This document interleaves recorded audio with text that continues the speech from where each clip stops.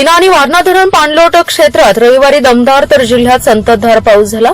शिराळा वाळवा तालुक्यांना अक्षरशः झोडपून काढले। वारणा धरण क्षेत्रात 74 मिलीमीटरसह पावसासह सलग दुसऱ्या दिवशी अतिवृष्टी झाली आहे। कृष्णा आणि वारणा नदीच्या पाणी पातळीत देखील वाढ होतीये। रविवारी सकाळी कृष्णा नदीवरील म्हैसाळ आणि राजापूर हे बंधारे पाण्याखाली गेलेत। वारणा नदीच्या पाणी पातळीत वाढ होतीये।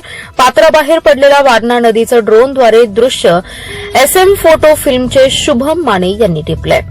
दरम्यान वाढत्या पाण्यामुळे वारणा नदीवरील कोकरूड, रेठरे, मांगले, सावर्डे आणि चिकुर्डे येथील कोल्हापूर पद्धतीचे बंधारे पाण्याखाली गेले असून त्यावरील वाहतूक तातडीने बंद करण्यात आली आहे।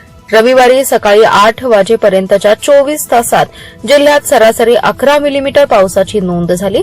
शिराळा, वाळवा, मिरज, पलूस, कडेगाव, तासगाव तालुक्यांसह जिल्ह्यात दिवसभर संततधार पाऊस सुरू होता। दुष्काळी जत, आटपाडी, कवठेमहांकाळ तालुक्यातही पावसाने चांगली हजेरी लावली आहे। वारणा धरण क्षेत्रात शिराळा तालुक्यात मुसळधार पाऊस सुरू असल्यामुळे रविवारी वारणा नदीची पाणी पातळी झपाट्याने वाढत असून नदी दुथडी भरून वाहतेय। वाळवा, मिरज, पलूस, तासगाव, कडेगाव, खानापूर तालुक्यात संततधार पाऊस सुरू असल्यामुळे शेतकरी समाधानी आहे। सांगली, मिरज, कुपवाड शहरातील मुख्य रस्त्यावर सर्वत्र दलदल निर्माण झाली आहे।